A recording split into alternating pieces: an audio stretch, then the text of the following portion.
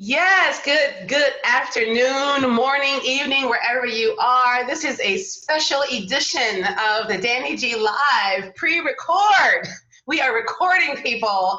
This is a very special edition and a very special friend, my good girlfriend, coming into you from Italy, Miss Joyce Elaine Yuille.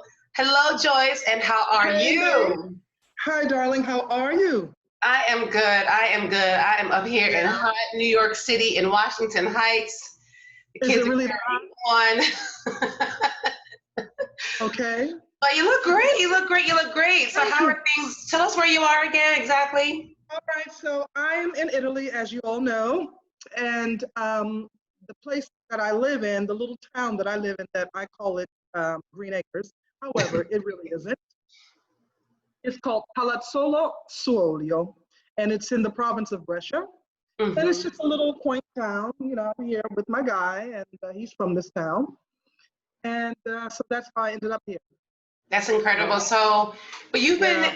I was looking over your bio, and even though I know a lot, but you Mhm. moved to Italy or went to Italy the first time in '89. Is that Yeah, right? 1980, yeah, 1989. I arrived to Italy. I was living in Milan for, oh gosh, up until about 4 years ago. And then I moved Hmm. here. Hmm. And,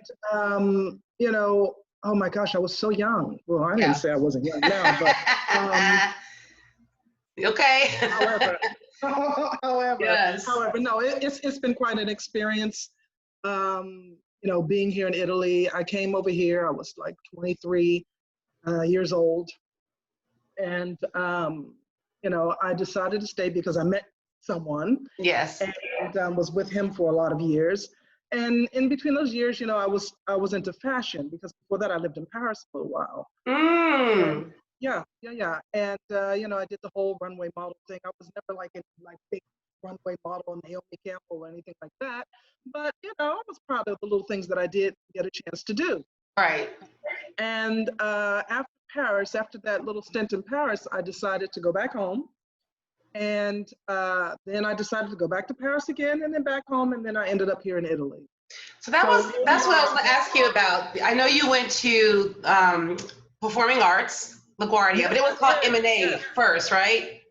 Yes. So we were up at an M&A, Music and Art.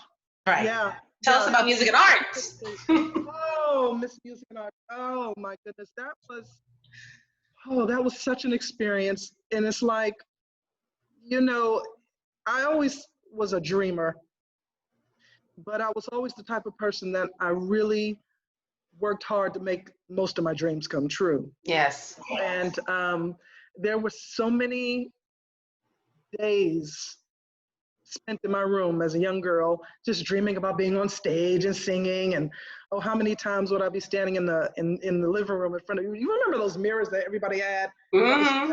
with the little like gold things going through them, standing there with a brush, just singing my heart out. The whole home, with the whole neighborhood could basically hear me because I would have the windows open in the summertime when my next door neighbor was like, "I can hear you over there singing." I was like, oh. But so eventually when I got to past junior high school and it was time to get into high school, I had to decide where I wanted to apply. And the first thing that came up was like, well, I want to go to that performing arts school. Hmm. And so, you had to do an audition. You had to audition to get into the school. You had to take like a little semi theory test, musical theory test. And then I didn't know anything about, reading music or anything like that. But, you do the best that you can with that one. And then you had to do the actual audition, and I had to sing. And my Mm. song was Barbara Streisand's Evergreen. Mm. And then I had a second song. Oh my gosh, I'm getting senile now. There was a second song that I sang. I think it was a Dionne Warwick song, but I can't remember which one it is now.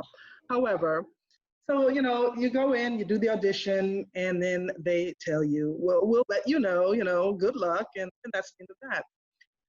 And eventually, what happens is that a postcard arrives to your home Hmm. to inform you if you made it in or if you didn't.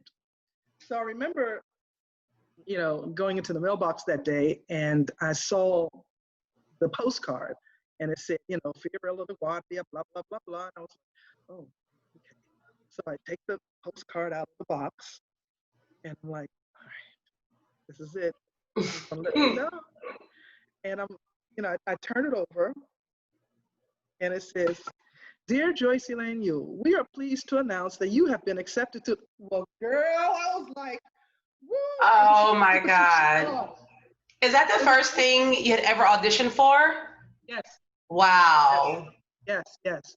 And it was just so, my gosh, I was a kid, I was 16 years old. And I was like, oh my gosh, I made it into this high school. So, the term came, and, first day of school, and, like first day of high school on top of that. And I have to say that it was the best 3 years of my life. I really have to honestly say, with all the experiences that I've had, getting into that high school was just such an accomplishment for me, and to this day, we still have this whole big M&A family, because as most people know, the high school, came together. They one part was uptown where I was at 135th Street, and what was that, Concord Avenue up there? And the other part of the high school was downtown. So now, they're down in, forgive me because I'm senile after living in Italy so long. Oh, please, down in Lincoln Center. And I actually went down there, and it's quite interesting. And the next time I come home, I do want to try to go inside the school and take a look at it. But going back to that experience, it was one of the best times of my life. I got to meet so many great people.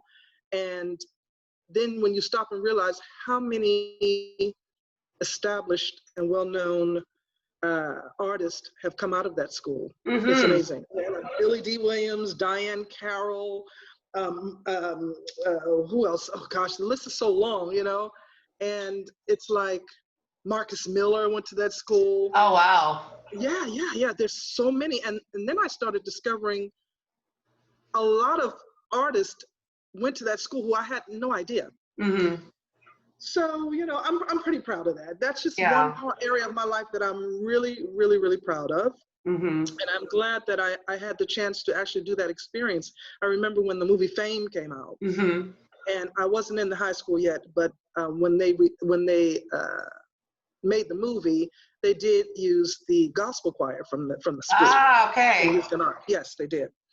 And I remember coming into the school that first year, and they had the premiere of Fame, and we all went downtown to see it. They invited both the high schools, because as I was saying before, the schools were separated, and then they came together later on in years. And it was magical. It was such an experience.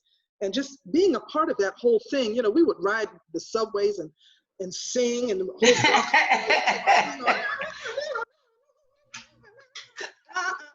so we were No, I'm laughing because I had the same experience in Philly, and I feel like God bless my mother. Like, if I had not gone to that school, my life would have turned out completely different, most likely. Exactly. And having that experience coming from a lower middle class neighborhood, single mom, and then having this world open up of artists and this is it, because we know I come from the housing projects. DeWitt Clinton, proud of it. Okay, talk about it. DeWitt Clinton housing projects in East Harlem. Okay, that's El right. Barrio, Spanish Harlem, and to have been able to walk the path that I've walked to get to where I am now. Amen. It is really an accomplishment. Yeah. It is. Because not many people get a chance to do it. And I'm always the type of person to encourage everyone. And I'm always encouraging. Do we have to tell that story? We'll get there. All right. So, okay, so you're at the performing arts school. Yes. And you're already singing, but when did the modeling sort of float in there? Well, that came in because at the school, I met my friend who is no longer with us, my friend Darren Jiggets. Darren, yes. Yes.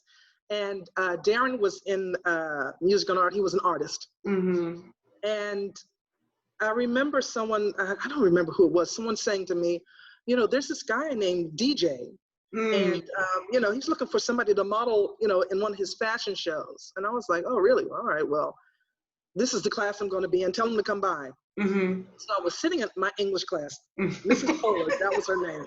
I'm sitting in my English class, and I'm like trying to act like I'm paying attention. And this guy is at the back door, and he's tapping quietly. And I, you know, everybody kind of turns around and is like, you know, so. And then he's pointing to me, and I'm going,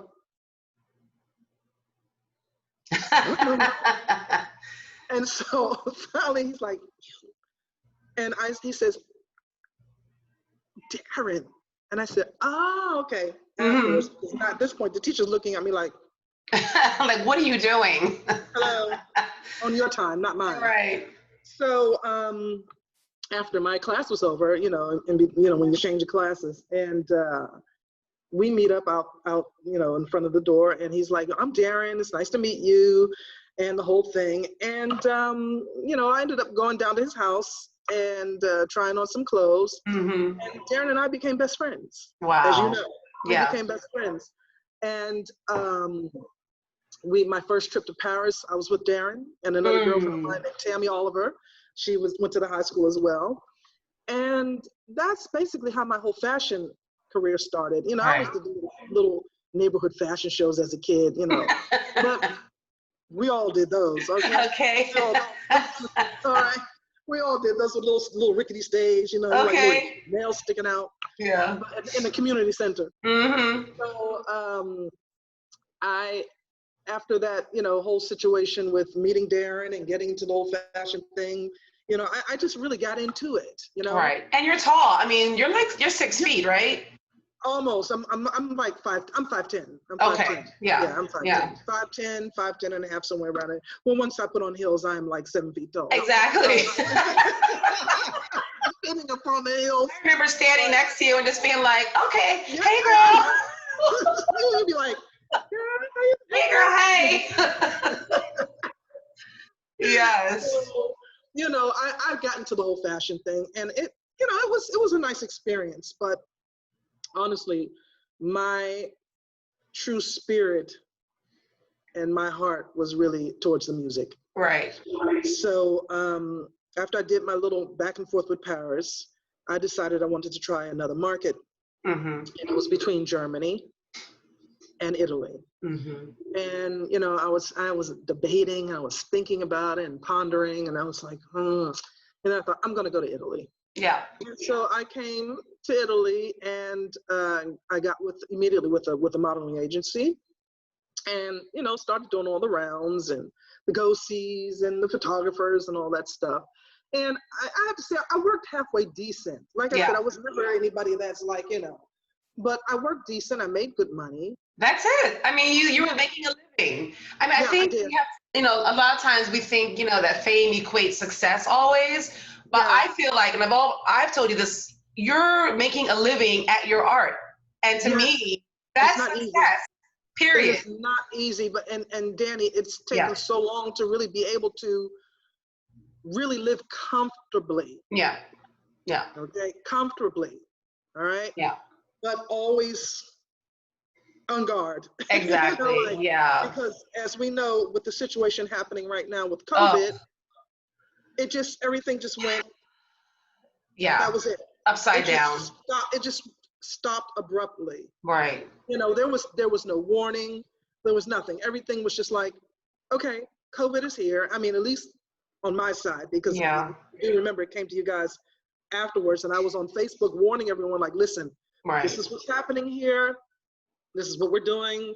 This is what you're facing, and this is what you're eventually going to face as well. Oh yeah, big time. I was just looking online at the number of cases for you guys for Italy, and I think you guys confirmed passing. I hate to say the word deaths, but passing. I think almost 34,000.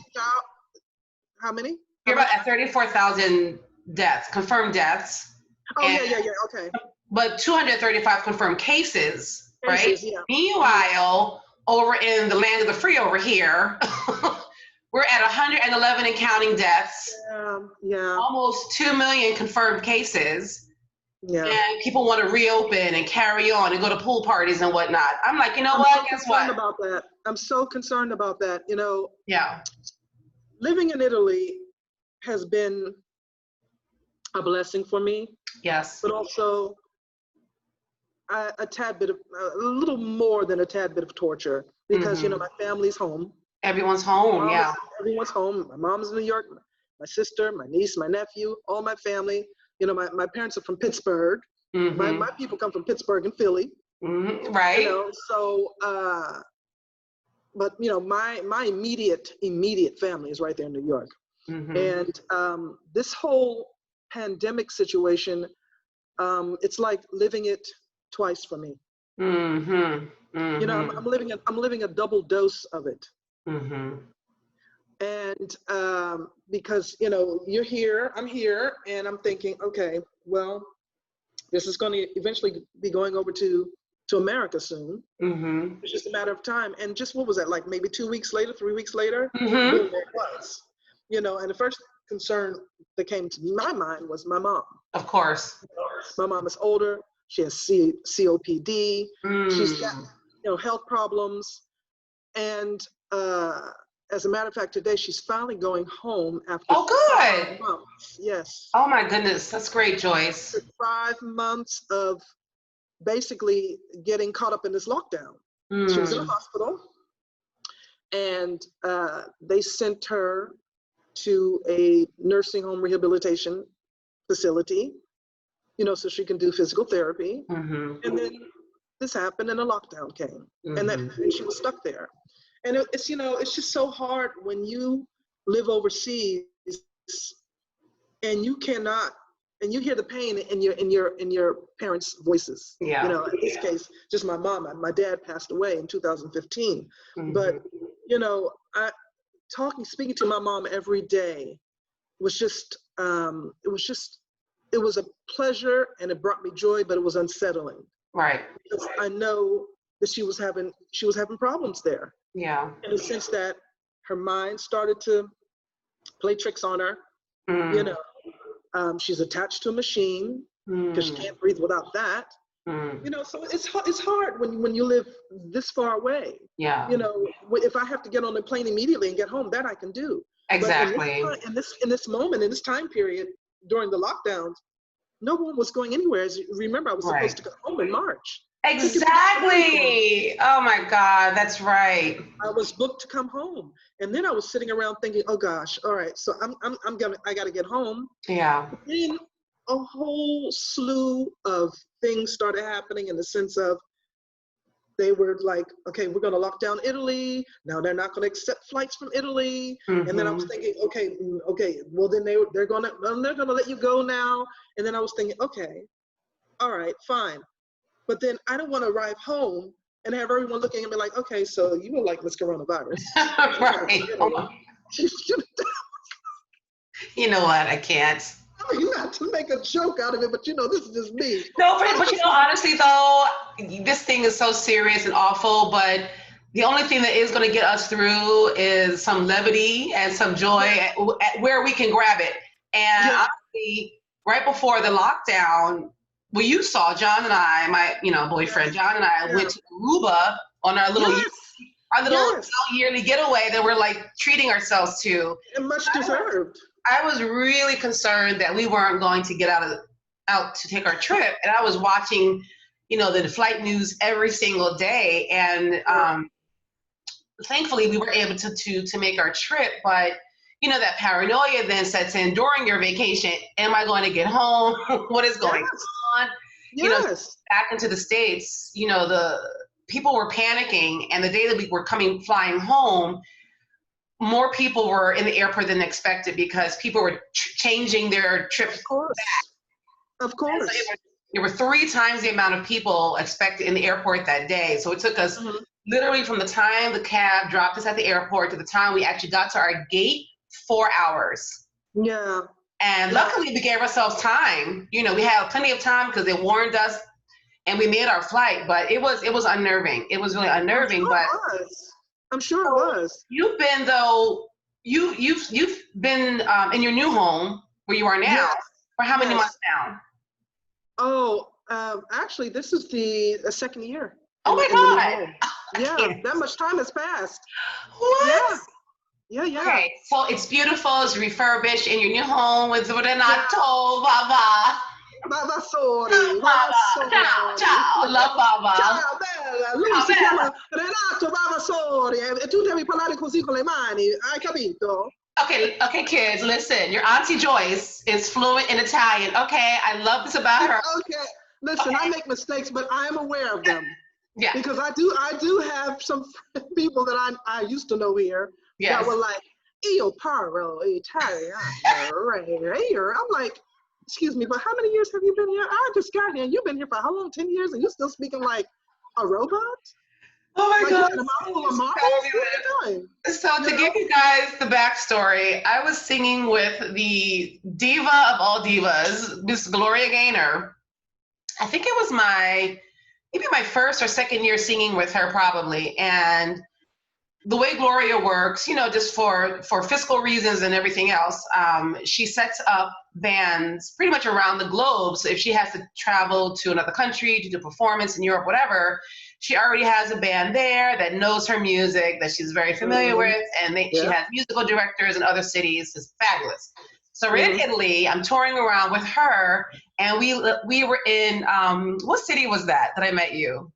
We It were was a jazz festival. Yes, I'm going to tell you. Oh gosh, we were I think we were in Pistoia. Mm-hmm. It might have been, was it Pistoia? It was the Jazz and Blues Festival. Yeah. Because that's when I was still singing with Luana. Right. So we're in some countryside, beautiful jazz festival in Italy. And it's just me and Gloria, and we were going to meet her Italian band and singers. And I arrive and I see this beautiful Black woman. Oh, gosh. And so I was taken aback because all the other bands that I've worked with Gloria were all, European, white, whatever. And I'm like, okay, wait a minute. And Who was that Black? I've already been working with Gloria for a couple of years. Exactly. So yeah. So I see, I'm like, who's this Black girl? And then I hear her start talking, and I'm realizing, wait a minute, she's American. So instantaneously, it was like, yes.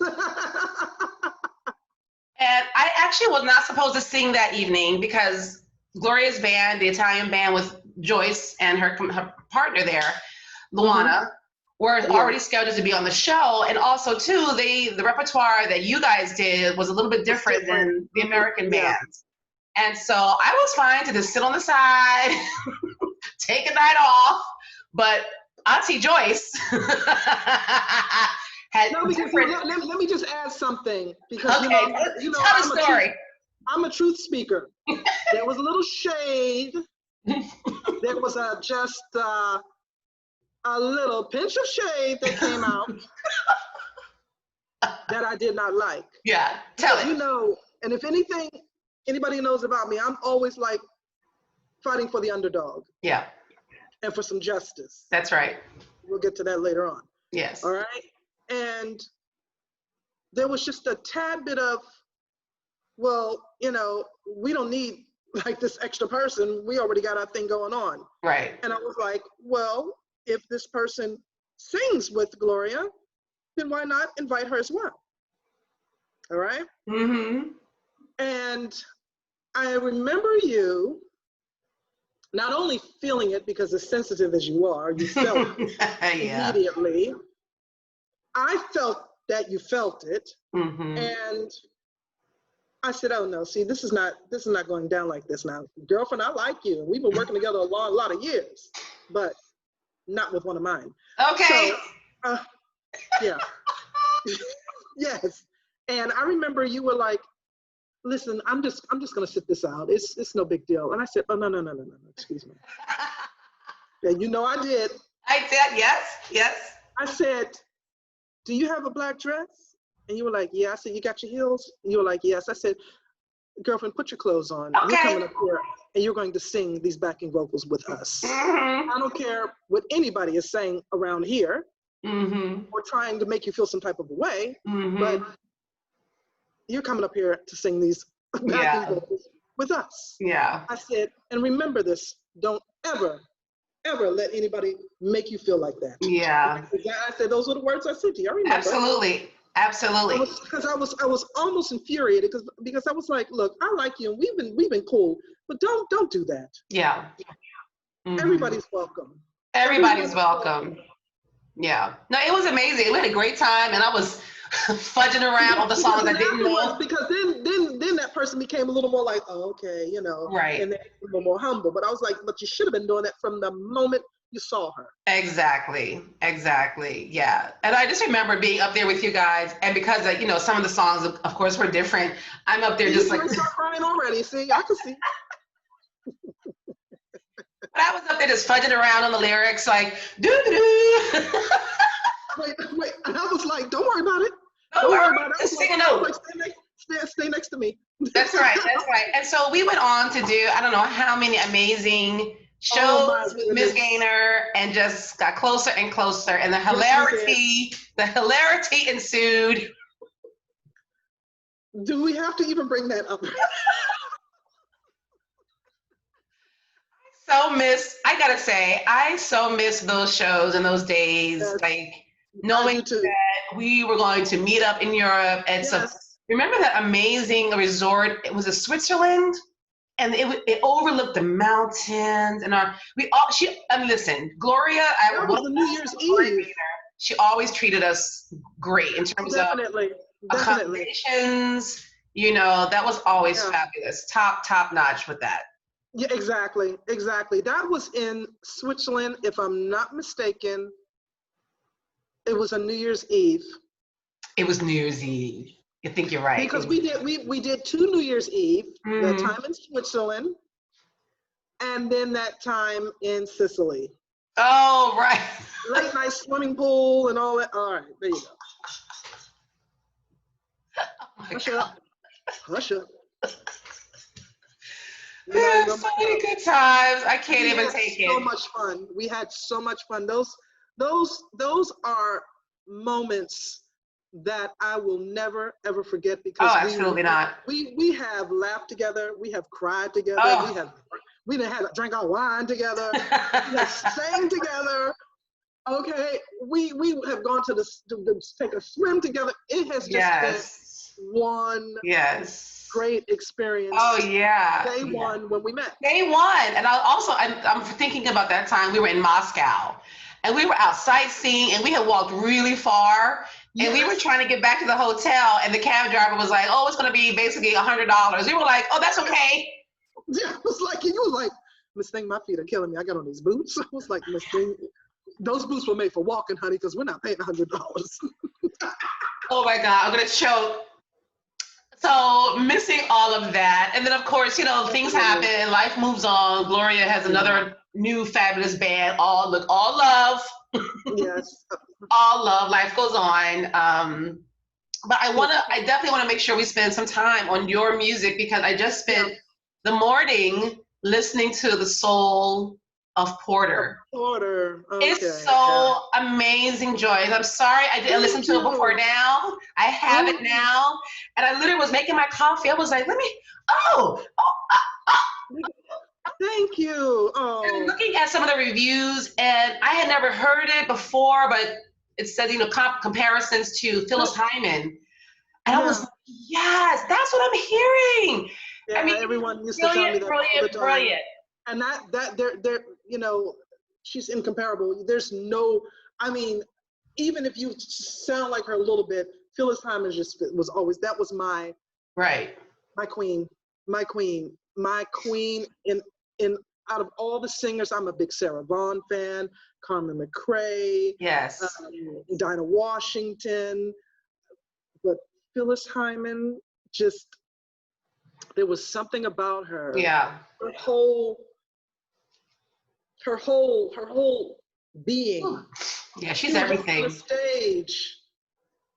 And I remember I saw her. The one thing I thank God, being such a Phyllis Hyman fan, is that I did get the chance to see her at the Blue Note Live. Ooh, nice.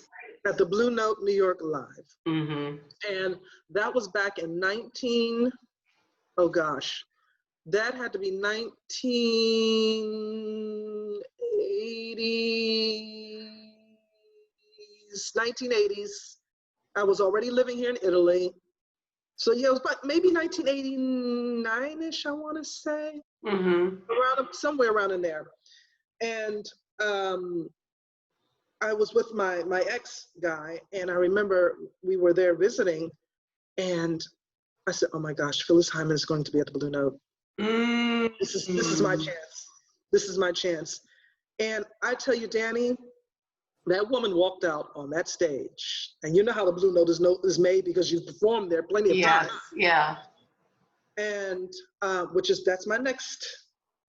Girl, we're gonna get you in there. We are going to get you in there. I've conquered Milan. Is like, that's my second home. The Blue Note Milan, but yes.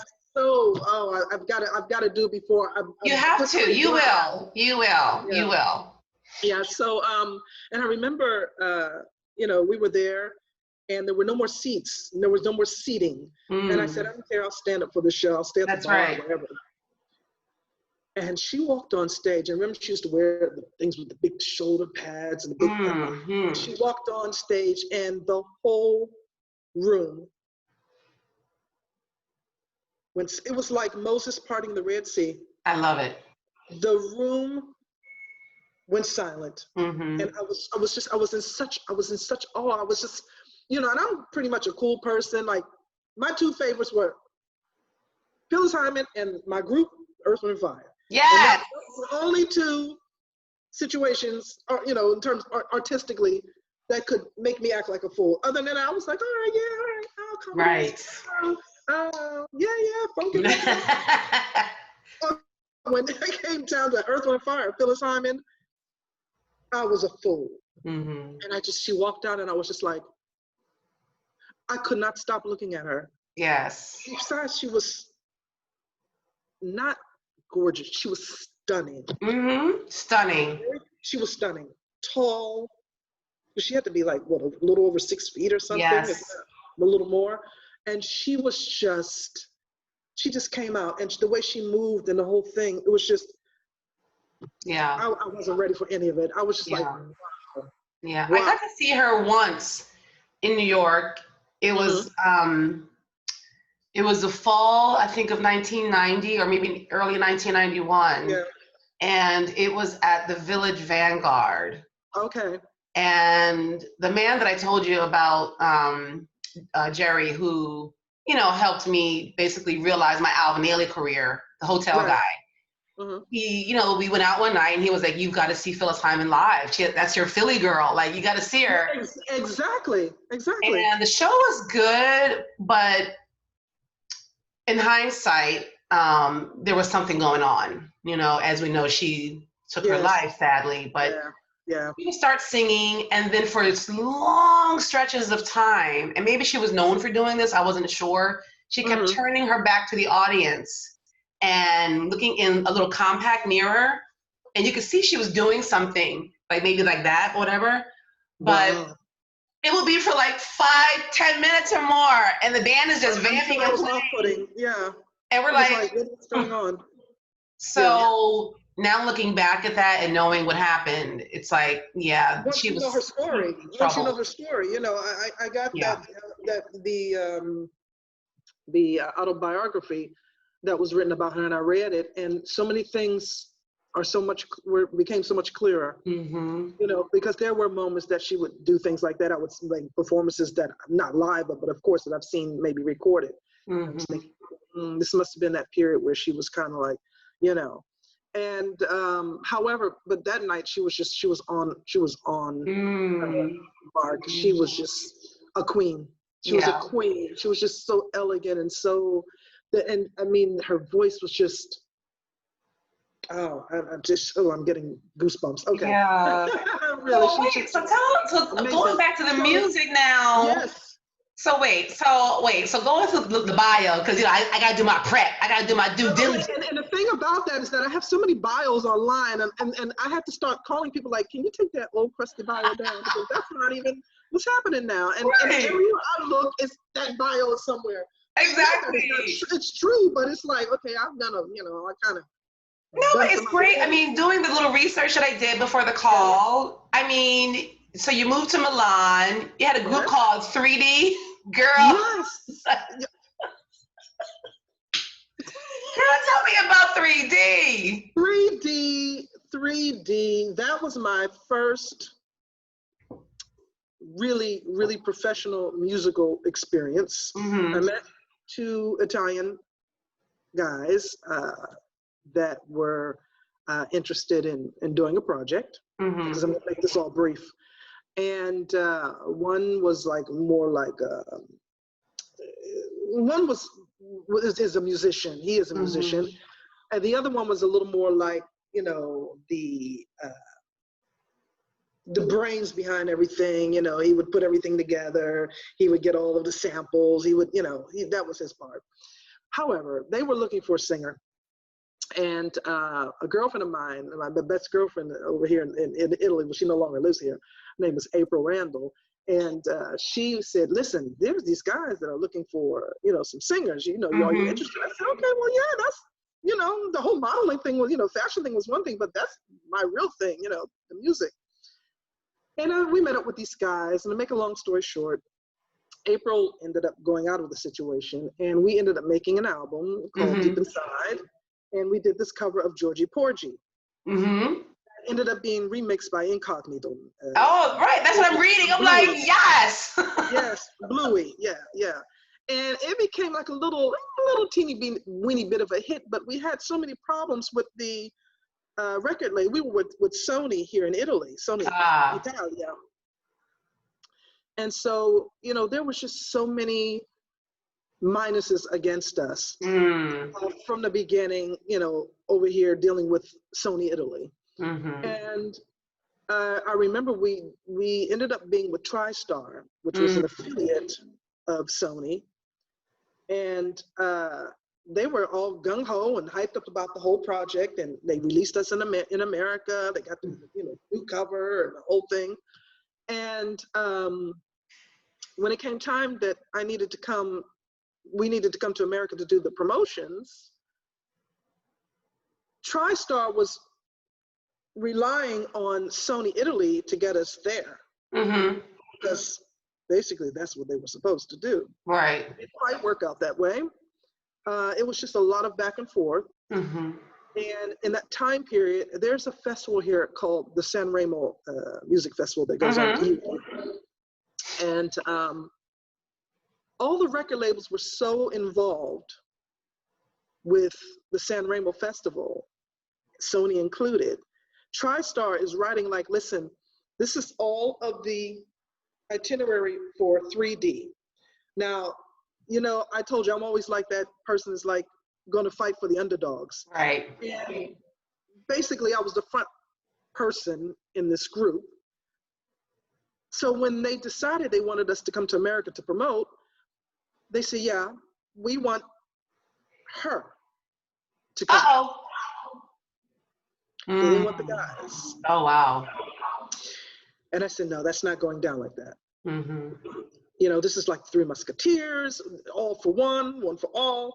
I'm not coming there without them, because without them, I wouldn't even have done this. Exactly. So that became a battle. And then they said, okay, we'll do it. But then what happens is San Remo Festival comes along and Sony forgets all about us. What? So TriStar is in a tizzy now, because they're like, where is 3D? We need them here. We've got this whole itinerary, and I mean, it was just fabulous. It was in a time period where there was groove theory. Oh, wow, Joyce. Yeah. Yeah, that whole acid jazz moment, and so that whole opportunity just flew out the window. Oh, darn. It went poof. That was the end of that. Wow. And because they just didn't take the time out to follow through. Yeah. Speaking about Sony. And I just let it go. They were too preoccupied with their Italian artists who were involved with Sanremo.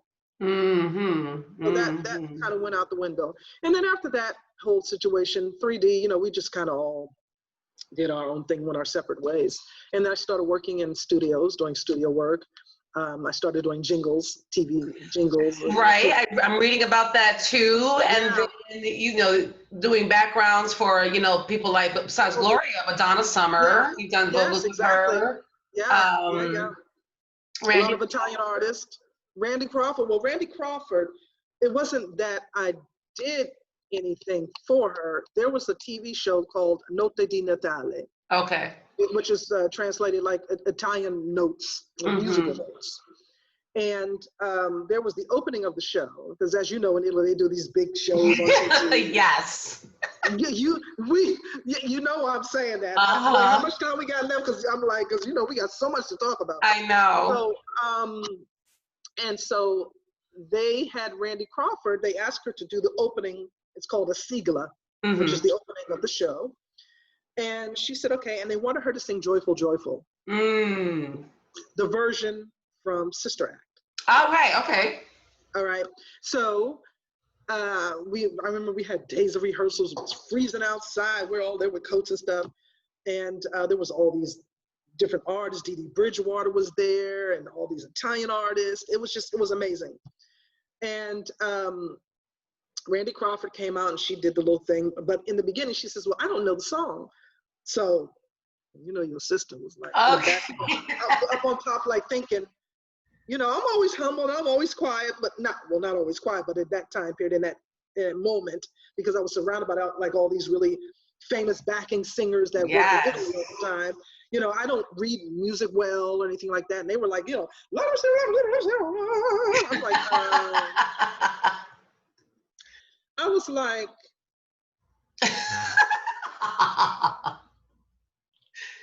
let's just do this. I'm like, because in any case, there was always a pianist there to accompany us with what we had to sing. I said, as soon as he plays those notes, it is memorized, honey. That's right. All right? That's right. It's there. So this little piece of paper, no, I don't need it. Yeah. So he played, and I was like, I got it. So anyway, going back to Randy Crawford, well, I don't really know the song, and we were on these tiers, and I was up on top, and I was thinking, either you do it now, or forever hold your peace. Girl, we might need 2 hours for this. Okay. And I said, I know the song, and the maestro, which is Pepe Vesicchio, he's a really famous orchestra conductor here, and he said, Joyce, you know the song? I said, yes, I do. I said, I can sing it for her. And I came down and did the whole number. And mind you, the whole audience is out there. And at the time, Gene Anthony Ray was still alive, living in Italy. And he was out in the audience, but we won't go into that. Okay, that'll be part 2. That'll be part 2, honey, because that's a whole nother story. Honey. He gave us fame. For days. I mean, I was like, okay, we're doing Joyful, Joyful right now. We're not doing fame. Right. So I got down there. I did the whole number. And Randy Crawford was like, oh, thank you so much. That was so nice of you. And she was really nice, So the next day comes where we had to actually tape the show. And I arrive, and I swear to you, there had to be about 10 people that rushed me. And they were like, Joyce. And I was like, oh my gosh, what? Right. They were going to tell me like, you're out of this gig, or I was like, what's going on? They were like, the Maestro Vesicchio is looking for you. Lui ti sta cercando, è importantissimo. I'm like, okay. Yeah. All right. So I'm like, my heart is beating all fast. I'm like, oh gosh, what happened? And he says, finally, they're like rushing me to him, because he's like royalty. And he says, Joyce, Randy Crawford has decided she doesn't feel she wants to open up this show singing Joyful, Joyful. It's just not her thing. So the producers have decided to have you do it. What? This is my first experiences as, just After the whole See, 3D thing. I try to tell the kids, you got to step up into your power. Step up into your power. Take the moment. Danny, I have been doing it ever since. That's how I got to do the Umbria Jazz Festival. Yes. So any opportunity I saw, and it's not like being, what's the word I'm looking for? Like, taking advantage in a bad way, but it's like, no, this is my moment to step up. You seize the moment. You seize the moment. Seize it, honey. That's all right? Each one of these episodes I'm doing, I find that somewhere in the conversation, it gets to a moment where the person I'm speaking to relays a story where they seized a moment and it guided the rest of their, it's either they seized a moment or they had that one person, that angel, yes, that guided them also. I saw it. It just hit me because, basically my character, I had to grow into the way I am now. Of course. Because although I've always been like justice for all, let me fight for the underdog, but I never did it for myself. I never did it for myself. I would do it for everybody else. Like, okay, listen, there's Danny. We need to hook her up. Right. And everyone would be telling me like, well, why aren't you hooking your own self up? But it was just me, and it still is me. But I had to start learning. Yeah, but it's not bad to want to push yourself. Absolutely not. There's no harm in that. Nope. There's no law broken. Right. So I was like, 911. We got an emergency. Oh my God. This moment. Okay. But and wait, so now so you've been moving along, you're singing, you got your band, you've got your gospel project. Well, my whole thing is I do jazz. I'm a jazz, singer. I still love my R&B, but where I'm at now, the market here is more jazz for me. Yeah. And I've always loved jazz. I would eventually like to break off and do something a little more R&B-ish, but I would like to do that. I have to be honest with some American musicians. Okay. However, yes, I have my groups here. I have one group that I work with called Jazz Inc. And those are my guys, those are my brothers. Yes. Because, all my musicians end up being like my family. Yes. So they're from the Emilia-Romagna area of Italy. And then I have the Hammer Groovers. I work with those guys. And they're from like Naples and what's the other area? Campobasso, like down in more in the south of Italy. Wow. I have my gospel group, Gospel Times. Yes, Gospel Times, Gospel Times. Gospel Times, yes. And although I am not per se what you would call a gospel singer, but I can, belt out a little something. Yeah, and the videos are wonderful. Yeah, the main thing about Gospel Times is that I still want to keep that part of me alive, those roots, my grandma going to church. Of course. So I keep that. I keep Gospel Times. And you released Soul of Porter this spring, earlier this year. I released Soul Porter. That is self-produced, my money. Yes. My money. I didn't ask for any help in terms of, my record label helped me print them. Okay. But, that's self-produced, and that's a project that I had already started working on prior to the release, maybe like last year, the year before last, Soul of Porter. And I knew I eventually wanted to record it and put it out. And so that's what I did. And I'm just like a really big fan of Cole Porter. I really am. And I had a vision where I want to try to do his songs, but on a more personal level. It sounds amazing. It really is amazing. So I was listening to it on Spotify, but where else can people find it? Is it on iTunes? Is it like? It's on all platforms. It's on all platforms they can download. I have the actual CDs, but what happened was the CD, I released it on February 15th. I went on a mini tour.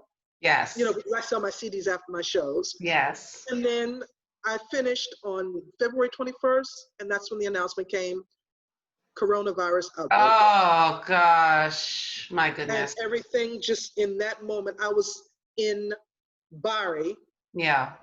In the middle of Italy, like, coronavirus outbreak, but where did it break out? Right. It broke out in Bergamo, and Brescia, where I was coming back to. Oh my goodness. Yeah, so I'm running to the airport, and I get in the airport. Danny, I swear to you, it was like some type of apocalypse movie. It was just surreal. It was crazy. Everyone was just running to the airports, looking for pharmacies because we needed to buy masks and gloves and sanitizer. It was crazy. So how is it now though? Like when you go out, I mean, where you live, is it pretty spaced out? Like I can't get a picture of like where your house is to the next house and. Well, basically this is an old Italian courtyard. Okay. They call this like a cortile. Mm-hmm. And this is basically the courtyard where Renato grew up. Okay. With his family. His family had this whole courtyard. Oh wow. So his whole family lived in all the houses here. Oh wow. Now it's multi-ethnic. You know, a lot of foreigners have come in, right? Like myself, and so everybody lives here now. But our house is basically at the end of the courtyard, and then there's a big giant villa on the other side, and there's another villa over here, and then there's some other buildings and houses over here, and we're pretty much in the back, so we don't have anyone bothering us. Right. Cousin lives in front, and there's another family that lives a little further up up in the courtyard. So it's pretty quiet here. We've got a nice little backyard. I've got a creek that runs. I know. I've seen the pictures. I can't wait to come and visit. You have to. We are waiting for you. We are waiting. And, so it's pretty cool here. It's pretty quiet. I have to say I have become a little more accustomed to it. But I'm still a city girl. Sure. I'm a city gal, honey. I'm a New Yorker. Yes. Yes. So living in Milan for like 27, 28 years, it was like, okay, right. So now I'm here, and it's been quite an experience, but I'm pretty used to it now. It's like I can go to Milan anytime I want to. Sure. And, now we're trying to find a way to have just a place to rest our heads while we're there. Right. If we decide we want to stay overnight or something like that. So that's a little further down the road. Right. So are people, when you do go out to walks, whatever, are people still wearing masks and things? Yes, mostly everyone is wearing masks. But you still have a lot of the young kids, they don't have a mask. Yeah. You have the defiant ones that are like, well, I'm not wearing a mask. And I had a gardener come here 2 weeks ago, and he's a really nice guy. But when he called, when Renato called him, he says, listen, I need you to do this, when you come. He says, oh, don't worry, I have the mask, gloves, everything. Yeah. This guy arrives. Uh-oh.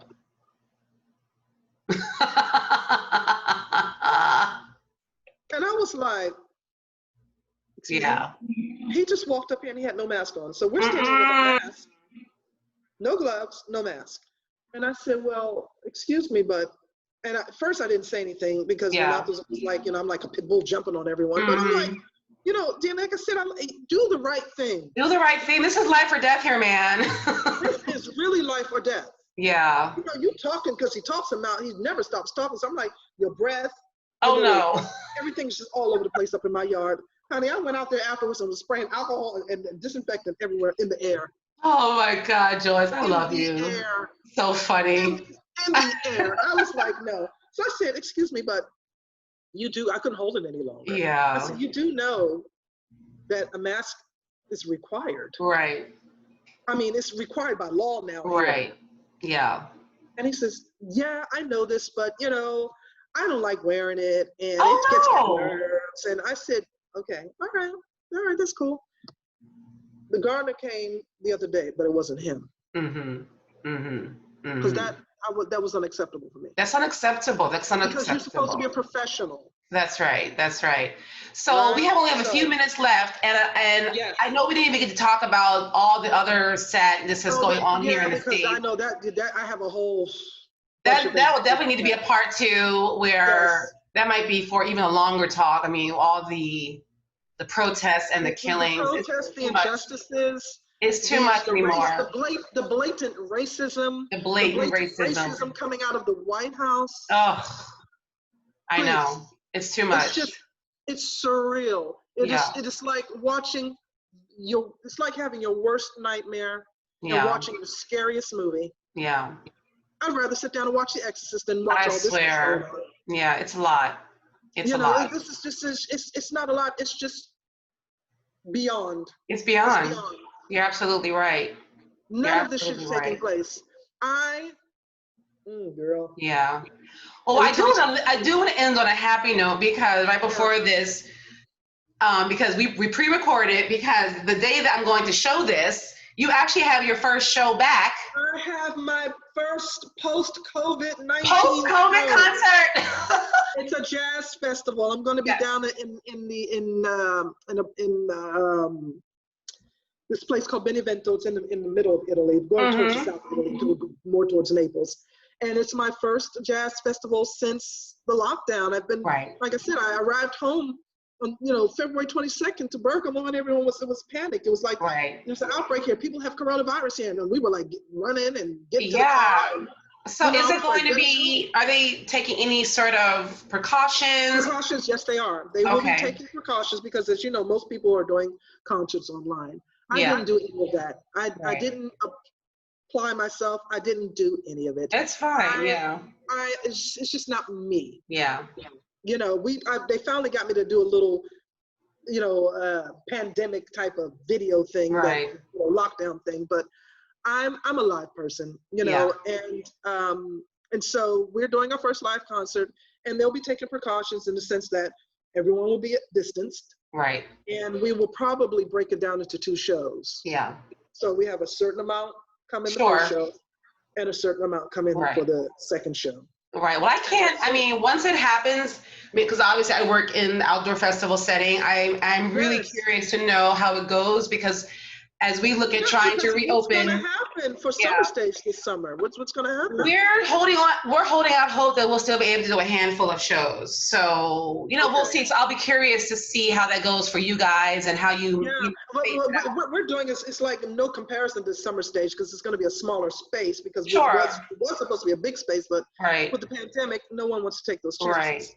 But I was curious to know about Summer Stage. Yeah, I'm excited to hear how it goes. I want to make sure people remember the Soul of Porter. I'll be adding links so they'll see it, and then we'll follow up post-show. Maybe we'll do a post-concert to see how it went, and then maybe we'll do a live, a live. All right, yes. I love this. I love you. We have a minute left. I love you too, sweetheart. And listen, congratulations on this endeavor, because it's like, I'm so, I'm always proud of you. I know. I'm always rooting for you, and I'm always encouraging you, like, come on, Danny, you can do it, girl, go girl. Yeah. And that for me is friendship. Yes. And, when you really generally care and love someone, that's what you Absolutely. Well, this is Joyce Elaine Yuille. You can find her at JoyceElaineYuille.com. All her info will be on my page the day I post this, so you'll be able to find her easily and follow, support. And we are going to make sure we get you into the Blue Note in New York. That's going to happen. You heard it here first, kids. I love you, Joyce, and I will see you for our after chat in about 2 minutes. Yes. Okay, baby. Thanks, guys, for tuning in. Bye, love you guys. Thank you so much. Ciao, Bella. Ciao, grazie di tutto.